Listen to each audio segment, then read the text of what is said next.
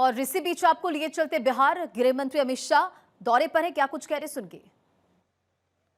एक निडर देशभक्त जिनकी कलम में भी बहुत बड़ी ताकत थी, गद्य और पद्य दोनों प्रकार के साहित्यों से जिन्होंने पूरे देश में देशभक्ति का ज्वार जगाया और मूल तत्वों को विचार करने वाले वो नेता थे। हम सब लोग, देश के सभी लोग, सावरकर जी के पहले 1857 में जो सशस्त्र क्रांति हुई थी उसको 1857 के विप्लव के नाम से जानते थे। वीर सावरकर ने ही दृष्टिकोण बदला और उसको देखने का नजरिया बदल गया कि 1857 में विप्लव नहीं हुआ था हमारे देश के लिए, तो वो स्वातंत्र संग्राम था। ये दृष्टिकोण से ही पूरे देश का गुलामी को तोड़कर फेंक देने का जज्बा उभर कर आया था। उनकी आजादी की इच्छा इतनी तीव्र थी, देशभक्ति इतनी सर्वोच्च सीमाओं पर थी कि दरिया के अंदर भी छलांग लगाकर देश को आजाद करने का उन्होंने प्रयास किया। अस्पृश्यता हो, भाषाओं की शुद्धि हो या परिशुद्ध राष्ट्रवाद की कल्पना हो, ये सभी के लिए वीर सावरकर जी ने मृत्यु पर्यंत बहुत प्रयास किए और निरंतर करते रहे। आज मैं मनपूर्वक पूरे देश की ओर से हमारे महान स्वतंत्रता सेनानी वीर सावरकर जी को हाथ जोड़कर श्रद्धांजलि देना चाहता हूं। मित्रों, आज यहां पर लगभग 175 करोड़ की लागत से एसएसबी से जुड़ी कई परियोजनाओं का लोकार्पण और भूमि पूजन हुआ है।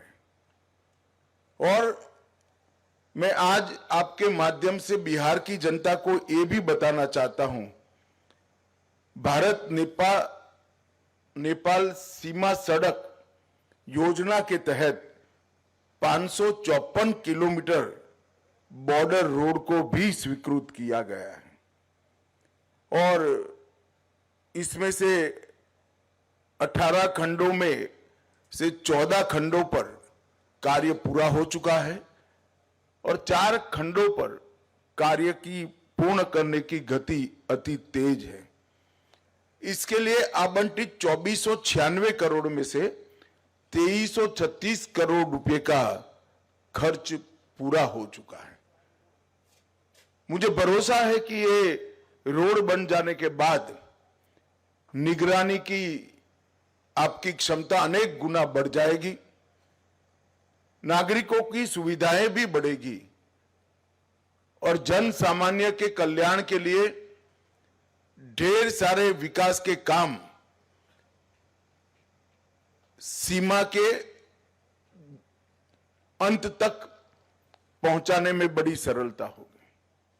आज मैं एसएसबी के कार्यक्रम में आया हूं, तब एसएसबी एक जमाने में विशेष सेवा ब्यूरो के नाम से जाना जाता था और हमारे सीमांत गांवों के सांस्कृतिक पहचान, इतिहास, उनकी संस्कृति का संरक्षण और संवर्धन, उनकी पहचान का संरक्षण और संवर्धन, ये जिम्मेदारी एसएसबी के जिम्मे थी। बाद में समय के साथ साथ 65 से लेकर आज तक काम बदलता गया, परंतु अटल जी की सरकार के वक्त एक निर्णय हुआ कि भारत और एक देश की सीमा पर एक ही सशस्त्र बल सुरक्षा करेगा और तब से लगभग एसएसबी के जिम्मे नेपाल, भूटान की सीमाओं की सुरक्षा का काम आया। 2001 में 1751 किलोमीटर लंबी भारत नेपाल की बाढ़ बगैर की सीमा की सुरक्षा आपके जम में आई और 2004 से 699 किलोमीटर लंबी भूटान की लंबी सीमाओं को आपको सौंपा गया और आपने हर जगह पे कठिन से कठिन परिस्थिति में सीमाओं की रखवाली और गांव के जो भारत के रहने वाले नागरिक हैं उनकी कुशलता की हमेशा चिंता की है। मित्रों, जब आप बॉर्डर बगैर की सीमा की सुरक्षा का जिम्मेदारी उठा रहे हो तब एक बात पर मैं निश्चित ध्यान दिलाना चाहता हूं कि सही है कि बॉर्डर इसलिए नहीं कि हम मित्र देश की सीमा की सुरक्षा करें, इस सीमा की सुरक्षा करें जो भारत के साथ मैत्रीपूर्ण रिश्ते हैं, परंतु ये जरूरी नहीं कि हमारे देश के दुश्मन और देश को नुकसान करने की मंशा रखने वाले तत्व वो देश के रास्ते का उपयोग कर भारत में प्रवेश न करें। इसलिए हमेशा सीमा सुरक्षा बल ने अपनी नजर भी पैनी रखनी पड़ेगी और अपने इंफॉर्मेशन के स्रोतों को भी बहुत मजबूत रखने की जरूरत है और इसके लिए जरूरी है कि सीमांत गांवों के अंदर सीमा सुरक्षा बल के जवान और अधिकारी दोनों का संवाद हो, संपर्क हो और अच्छे संबंध हो, तभी हमें गांवों से इंफॉर्मेशन मिल सकती है। उसी तरह से सीमा के उस पार जो सशस्त्र बल है उसको भी हमने हमारे रिश्तों के माध्यम से हमारे काम में उपयोग भी करना चाहिए और उनका भी सहयोग करना चाहिए। सीमा की सुरक्षा के साथ साथ अवैध स्मगलिंग, नारकोटिक्स और कई प्रकार की ऐसी गतिविधियां हैं जिस पर हमें पैनी नजर रखनी है। मैं तो चाहूंगा कि एसएसबी के सभी अधिकारी बैठकर इसके लिए एक एसओपी का निर्माण करें जिसको जवान तक नीचे तक ट्रेनिंग के समय से ही सिखाया जाए। मैं निश्चित रूप से मानता हूं जहां बाढ़ लगी है, फेंसिंग है, वो सीमा की सुरक्षा करना सरल है। उस और मैत्रीपूर्ण व्यवहार रखने वाला देश न होने के बावजूद भी सरल है क्योंकि बीच में बाढ़ है। मगर जब खुली सीमा की सुरक्षा करनी होती है तो अनेक प्रकार के सीमा सुरक्षा के नए आयामों को हमने एड्रेस करना पड़ता है, पहचानना पड़ता है और उसका समाधान भी ढूंढना पड़ता है। तो सीमा सुरक्षा बल के डीजी और सारे अधिकारी बैठकर एक ऐसी एसओपी बनाए जो सभी खतरों को नाप लेने में सक्षम हो। अभी कुछ दिन पहले मैंने वाइब्रेंट विलेज कार्यक्रम 2 का आसाम में लोकार्पण किया था और वाइब्रेंट विलेज 2 और वाइब्रेंट विलेज 1 मिलकर बहुत महत्वपूर्ण सुधार गांवों की स्थिति में करने का लक्ष्य हमारे प्रधानमंत्री जी ने रखा है। मुझे पूरा भरोसा है कि इस लक्ष्य को हम सिद्ध कर पाएंगे।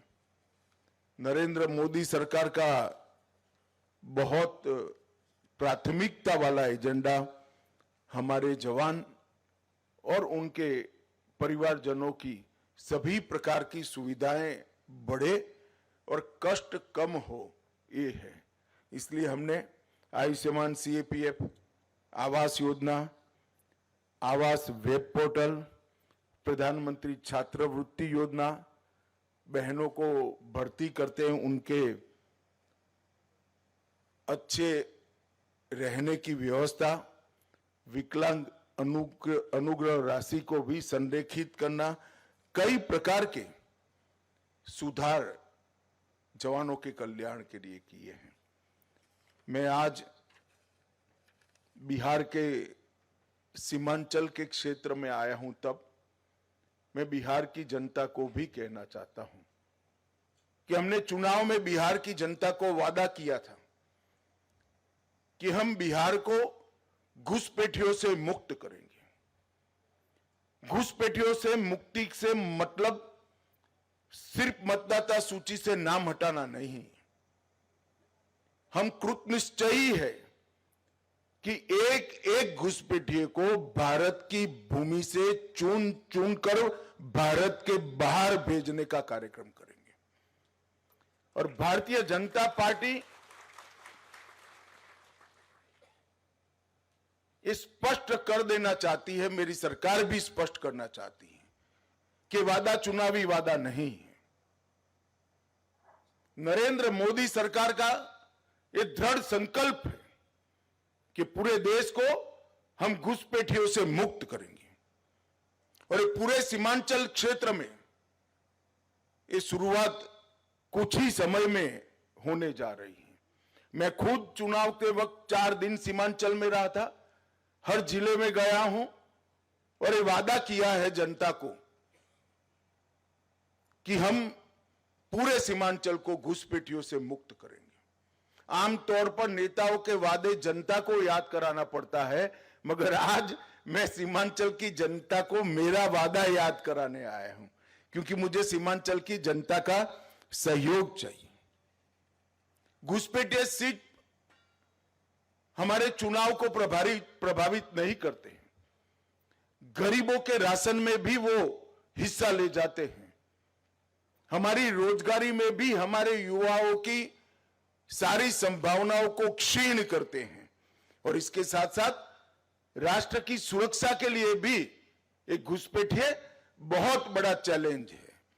और अब समय आ गया है कि समूचे देश ने हर स्तर पर काम कर घुसपैठियों से देश को मुक्त कराने का एक अभियान हाथ में लेना पड़ेगा।